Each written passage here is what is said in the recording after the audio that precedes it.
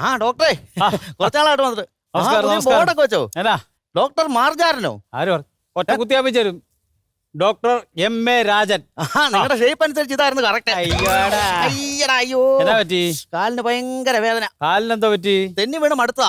അതെന്തിനാ ഈ മടുക്കുന്നിടം വരെ തെന്നി വീഴുന്നത്? ഞാനാണെങ്കിൽ ഒരൊറ്റ പ്രാവശ്യം തെന്നി വീണ് കഴിഞ്ഞാൽ അവിടെ നിർത്തും ഞാൻ. അതല്ലെന്ന്, ഞാൻ ഇങ്ങനെ പോയപ്പോ കാലിങ്ങനെ തെന്നി വീണ് മടുത്താന്ന്. അങ്ങനെ മടുക്കും. ആകെപ്പാടെ ഗ്രഹപ്പഴയാന്ന്. അതിനെ പറ്റി? അതിനൂടെ പെണ്ണുമ്പിള്ളയും പോയങ്ങ് വീണു. ആരുടെ വലയില വീണു? ആരുടെ വലയല്ല, അവള് ബാത്റൂമിൽ ഉടനടിച്ചു. അപ്പൊ രണ്ടുപേർക്കും കഷ്ടകാലം. ഭയങ്കര കഷ്ടകാലം. എന്താ പോട്ടെ. വീട്ടിലെ മൃഗങ്ങൾക്കെല്ലാം സുഖം തന്നെയാണോ? കോഴി ഒരു കല്യാണത്തിന് പോയി. എരുമയാണ് ഒരു കയറി കഴിഞ്ഞ് ഇങ്ങോട്ട് വന്നേ ഉള്ളൂ. പിന്നെ ആകെയുള്ള ഒരു പട്ടി എന്റെ മുമ്പിൽ വന്ന് കുത്തിയിരിക്കുക. വർത്താനോ ഡോക്ടറെ പറയുന്നത്? പിന്നെ അഹങ്കാരം വലിയ സംസാരിക്കുന്നത്. അഹങ്കാരം വലിയ. ഇതിനൊക്കെ അസുഖം ഉണ്ടായിട്ടില്ല ഇങ്ങോട്ട് വരുന്നത്. അവർക്ക് സുഖമാണെന്ന് ചോദിച്ചാൽ ഞാൻ എന്താ പറയും?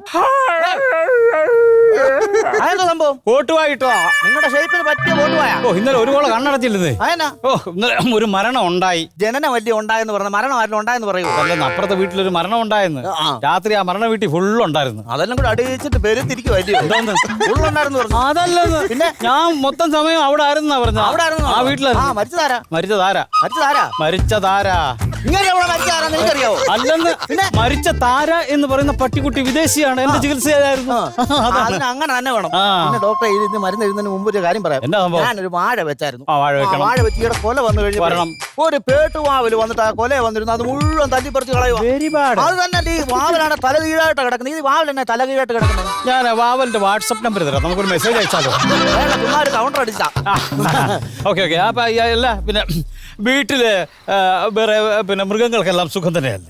അപ്പൊ വേറെ മൃഗങ്ങൾ ഏതൊക്കെയാ ഉള്ളത്? മൃഗങ്ങൾ എന്ന് പറഞ്ഞാൽ ഒരു തത്തമ്മയുണ്ട്, ഒരു പൂച്ചയുണ്ട്, ഒരു പശുവുണ്ട്, പിന്നെ പട്ടി ആടും. വേറെ ആരൊക്കെ ആടും? ഞാനും രണ്ടെണ്ണം അടിച്ച ചെറുതായിട്ട്. അതാണോ ചോദിച്ചത്? പട്ടി ആടും ഉണ്ടെന്നാ പറഞ്ഞത്. അങ്ങനാണോ? അല്ല, ഇപ്പൊ ഇങ്ങോട്ട് വരവിന്റെ ഉദ്ദേശം? വരവിന്റെ ഉദ്ദേശം എന്ന് പറഞ്ഞാല് ഒരു സന്തോഷ വാർത്ത പറയാനുണ്ട്. അത് ആദ്യമേ പറയണ്ടേ?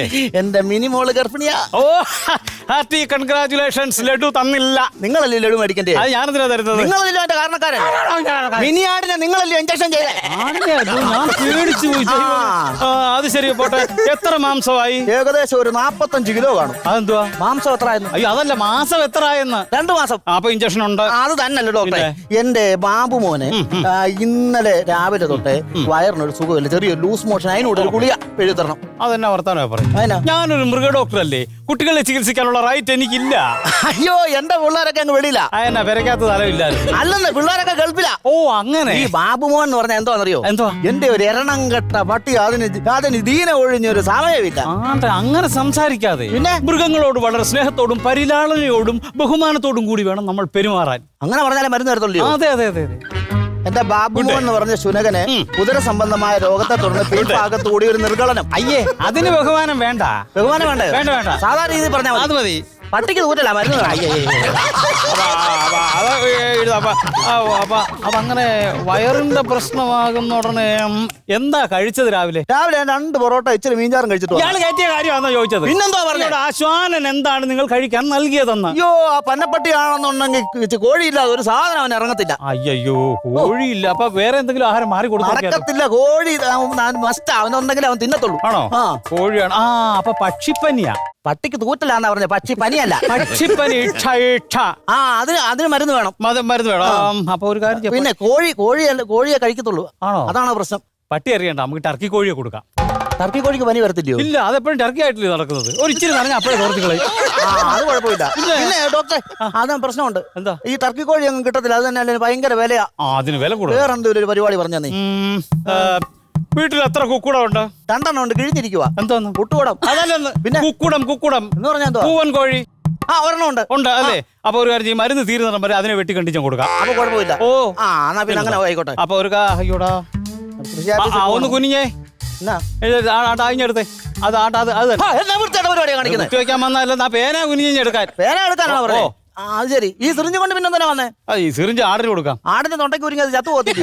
അതല്ല പറഞ്ഞു, ഇത് അണ്ണാക്കി തള്ളി കയറ്റാനല്ലേ, ഇത് ഇഞ്ചക്ഷൻ കൊടുക്കാനുള്ള സാധനമാണ്. ആണോ? മരുന്ന് എഴുതാ. അപ്പൊ പട്ടിക്കുള്ള മരുന്ന് കാണ്ടു പോന്നു. അയ്യോ, ഇത് മുഴുവൻ കുത്തി. ഓക്കെ. ഓക്കെ.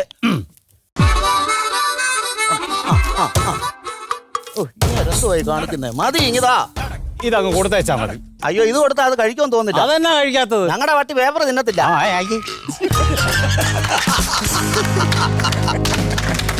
ഓ സോളിഡ് സംഭവമായിരുന്നു.